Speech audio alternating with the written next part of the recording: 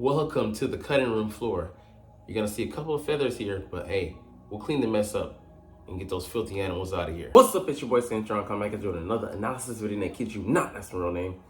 We're here with part 8 of our series looking at the positions, and there's been, many camps, OTAs, and might have been some updates, but I'm going with the original article because I have in mind who I have for the roster, or who I want on the roster, and who is not gonna make it.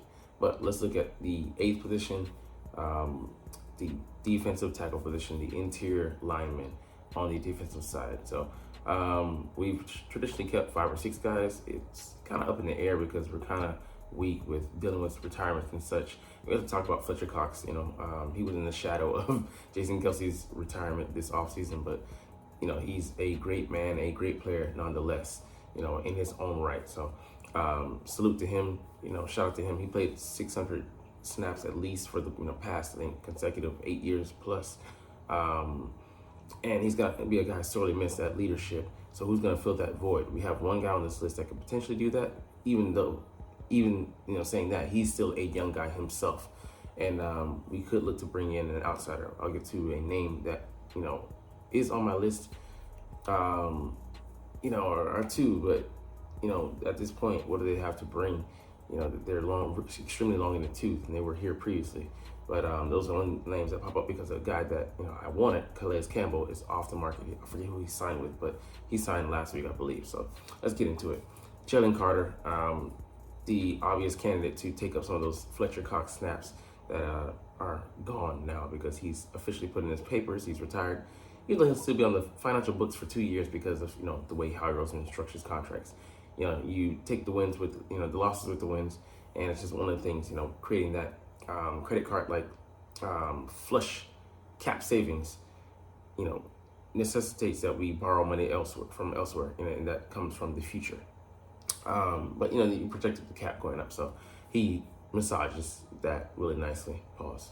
No, Robert Kraft. All right, but Jalen Carter, he's a guy who's obviously talented. He was in the running for one of the best D tackles, and defensive rookie of the year last year, and people were already touting him as an all-pro at times last season, but he did wear down.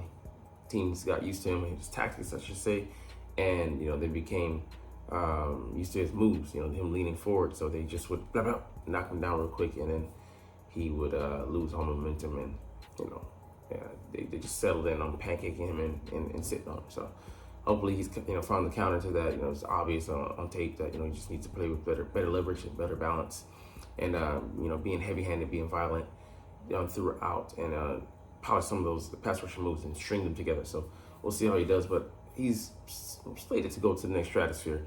I would be surprised if he didn't step up his game and elevate to another level and become maybe a Pro Bowler this season and potentially more. We'll see. His running mate, though, from Georgia and here now in Philly, Jordan Davis, who has a leg up on him in years. He's coming into his 3rd year. He needs to just be better, consistent with his conditioning. If he can do that, I think he'll be a solid player at the very least. He runs a 4.78. He's 6'6", 340 plus. 350 now. And if he can just stay in solid shape, you saw him chasing out not Jonathan Allen. What's the Bills quarterback name? Josh Allen. And the way he hustled, to get him down, or at least run him out of bounds. He can do anything he sets his mind to. He's a dancing bear, certified, and his athleticism is off the charts. Watch him run into the building, the Eagles facility, I think last season, off season, and just how quick he looks. Agile, nimble for a guy his size. That's rare. That doesn't happen. It shouldn't happen. He's a freak of nature. I remember watching him in college at in Georgia and chasing down the quarterback, and I'm like, I was fearing for his life, the quarterback, and I'm like, just scared for him. He's a gentle giant, but he turns the switch on when he gets onto the field, and I think Tracy Rocker, he's still here though. I think Clint Hurt will be able to hold him accountable, and a guy who's big himself, he'll tell him, hey, don't be like me and reach your full potential, and he has loads of it. He was drafted 14th overall, and I think he still has time to fulfill that. This season isn't the make or break, but it is pretty important. I think next year will be the one I'll just see if he gets a continuation extension here in Philly. But I love his athletic profile. I think he can do so much, other than just being a big nose for us. He's irreplaceable with his body. Pause. His frame. Another guy below that. Not gonna make the roster, but could be a stand-in for him. But he's one of one. We don't have anyone like him on the roster, and if he's able to give us some semblance of pass rush he showed, just in the early goings last year, watch the fuck out. All right, Milton Williams, the now elder statesman in the D-line rotation, is a guy who, he's always giving you high energy, a good run defender, even at his size, 300 pounds minus, under 300 pounds. English fails me at this time because I'm tired. But, such a great guy, a high character guy, high energy guy, athletic in his own right as well. Ran a 4.62 coming out of Louisiana Tech. And, he's a bulldog. And he's truly is a bulldog. He's not a Georgia bulldog, but he's a bulldog nonetheless. And I love what he brings to the table.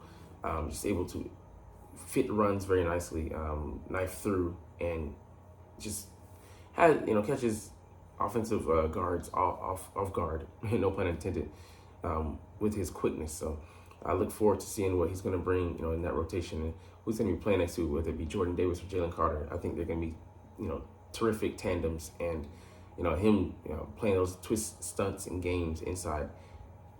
He's adept at doing it. So I really like what I saw from him at time on tape, because all the guys were affected last year, and if you see, I'll be interested to see if he plays that Fletcher Cox role, because he'll be coming off the bench, and then does he play himself into a contract extension? But I feel safely secure saying he's our number 3, or even started at times in the lineup. Moro Ojomo, a guy who was very effective with the 5% of snaps he played last year, coming in off the bench. He showed some pass rushing prowess, and he was very slow on the onset of the season, going into the first game preseason.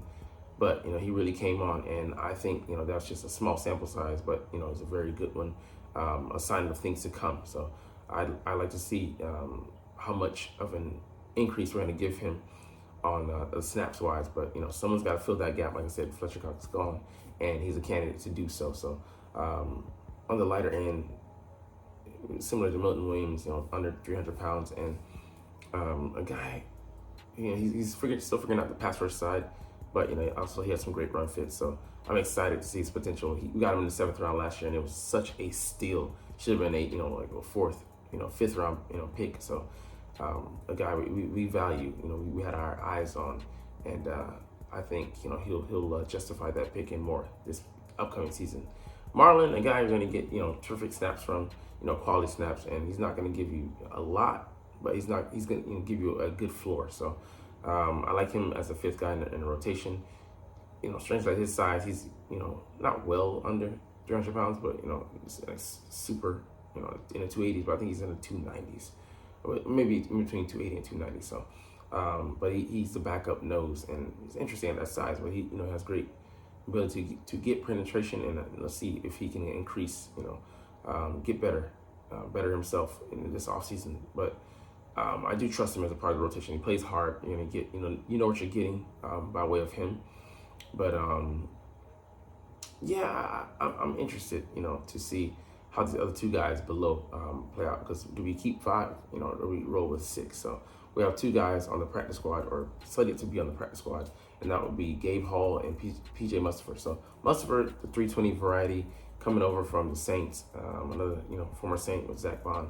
Probably cover him next week. But he's a guy that he's young, so it's kind of worrisome that they let him go. But he has some things to work on to refine in his game, which ergo him being on the practice squad and not on the main squad, be 53. But he could be a huge call up, be a guy with huge call up potential. So having him around, I think we definitely need to have a few D tackles on the practice squad to develop. And by way of saying that, Gabe Hall, he went undrafted. He also could have been a guy who went easily in the 7th round, but 5th, 6, potentially even 4th, because his his profile. He's 6'6", 390. Damn, that'd be awesome. But 290. A guy who kind of showed up at the Senior Bowl, but the holes in his game, inconsistency.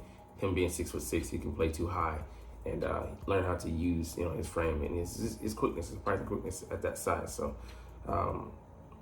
he can sit and develop and have no pressure on the practice squad, for a year, and see what he brings next year. See if he can crack that rotation. But anyways, those are the guys we have, and I'm excited to see, because a lot is depending on this group. We'll get into that on a short later in this offseason, but high hopes. But we could easily crash and burn out at this position, because we have youth, and more youth, inexperience. But anyways, hey, it's all good, because you're not even watching though. But we're gonna get up out of here. But hey, I love talking about the Eagles, and I love making these videos. So we'll chunk the deuces officially. But as always, it's fly Eagles fly, and let's motherfucking go. Like, comment, share, and subscribe if you like. Thanks for watching. Check me out at Cintron Anime, Cintron Life, or Cintron Laughs, or other social media.